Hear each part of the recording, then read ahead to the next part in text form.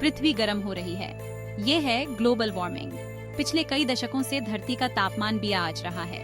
ये गर्मी green house गैसों की वजह से है, जैसे कार्बन डाइऑक्साइड। ये गैसें सूरज की गर्मी को अपने अंदर कैद कर लेती हैं। जैसे जैसे हम ज्यादा फॉसिल फ्यूल जलाते हैं, हम ज्यादा ग्रीन हाउस गैसें छोड़ते हैं। इससे ग्रीन हाउस इफेक्ट और भी अच्छा जाता है। नतीजा, इंसानी इतिहास में पहले कभी भी इतनी तेजी से गर्म नहीं हुई जितनी तेजी से हमारी पृथ्वी अब गर्म हो रही ऑक्साइड निकलती है। ग्लोबल वार्मिंग के बहुत बुरे नतीजे होते हैं। यह सिर्फ पर्यावरण का मुद्दा नहीं है, बल्कि एक बहुत बड़ी समस्या है जो हमारी जिंदगी के हर पहलू को प्रभावित करती है। यह हमारे पर्यावरण, स्वास्थ्य और अर्थव्यवस्था को प्रभावित करता है। कोस्टल फ्लडिंग ज्यादा आम होता जा रहा है, जिससे लोग अपने घर खो रहे हैं और प्रॉपर्टी को बहुत नुकसान हो रहा है। बढ़ते तापमान से ग्लेशियर्स और आइस कैप्स बहुत तेजी से पिघल रहे हैं। इससे न केवल समुद्र का स्तर बढ़ता है, बल्कि प्राकृतिक घरों को भी नुकसान पहुंचता है। इससे समुद्र का स्तर बढ़ रहा है, जिससे कोस्टल कम्युनिटीज और इकोसिस्टम्स को खतरा है। सूखे और भीषण होते जा रहे हैं, जिससे पानी की आपूर्ति और खेती प्रभावित हो रही है। एक्सट्रीम वेदर इवेंट्स ज्यादा बार और तेज हो रहे हैं।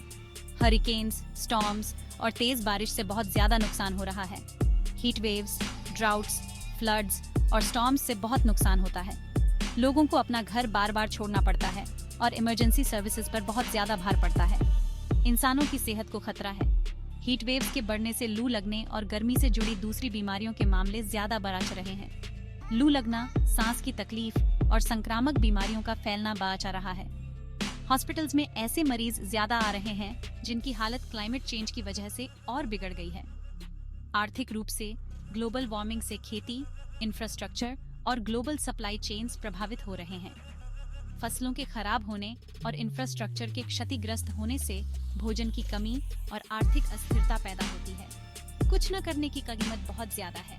अगर हमने क्लाइमेट चेंज को अभी नहीं रोका तो आर्थिक और मानवीय नुकसान बढ़ता रहेगा, जिससे आने वाली पीढ़ियां प्रभावित होंगी। पब्लिक ट्रांसपोर्ट का इस्तेमाल करके अपने कार्बन फुटप्रिंट को कम करें। इससे न केवल उत्सर्जन कम होता है, बल्कि ट्रैफिक जाम भी कम होता है।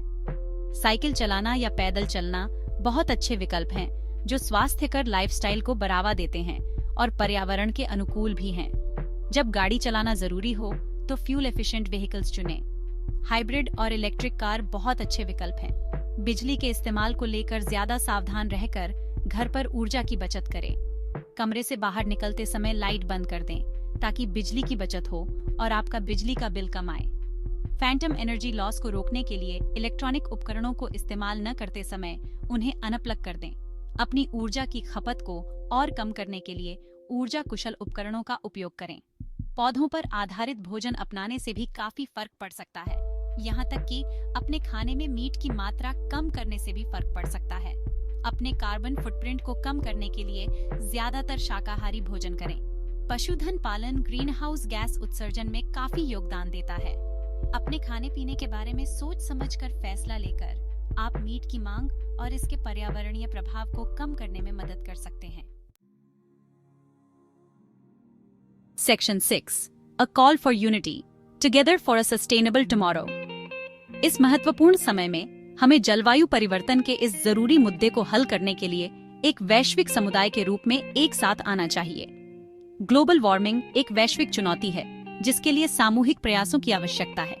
पिघलते हुए आइसबर्ग्स और एक्सट्रीम वेदर इवेंट्स हमारी स्थिति की गंभीरता के स्पष्ट संकेत हैं। एक साथ मिलकर हम फर्क ला सकते हैं।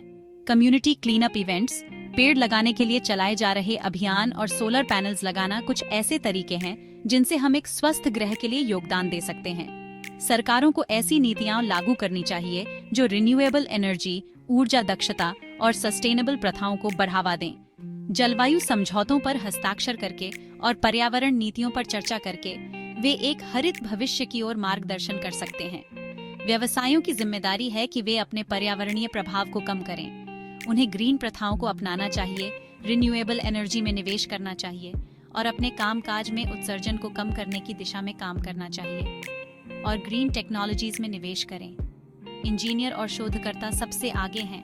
वे इलेक्ट्रिक वाहन और उन्नत रिन्यूएबल एनर्जी सिस्टम जैसे नए नए समाधान विकसित कर रहे हैं।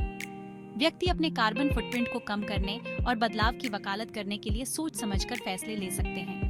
रिसाइकलिंग, काम पर जाने के लिए साइकिल का इस्तेमाल और पर्यावरण जागरूकता रैलियों में भाग लेना जैसे सरल कार्य काफी प्रभाव छोड़ सकते हैं। अब कार्रवाई करने का समय आ गया है। हम और इंतजार नहीं कर सकते। न कार्रवाई करने से होने वाले नुकसान की गिनती शुरू हो गई है और तुरंत कार्रवाई करना जरूरी है। आइए आने वाली पीढ़ियों के लिए एक सस्टेनेबल भविष्य बनाने के लिए मिलकर काम करें। अपने बच्चों को शिक्षित करके, सामुदायिक परियोजनाओं का समर्थन करके और सस्टेनेबल विकल्पों को चुनकर हम भविष्य के लिए एक बेहतर दुनिया सुनिश्चित कर सकते हैं।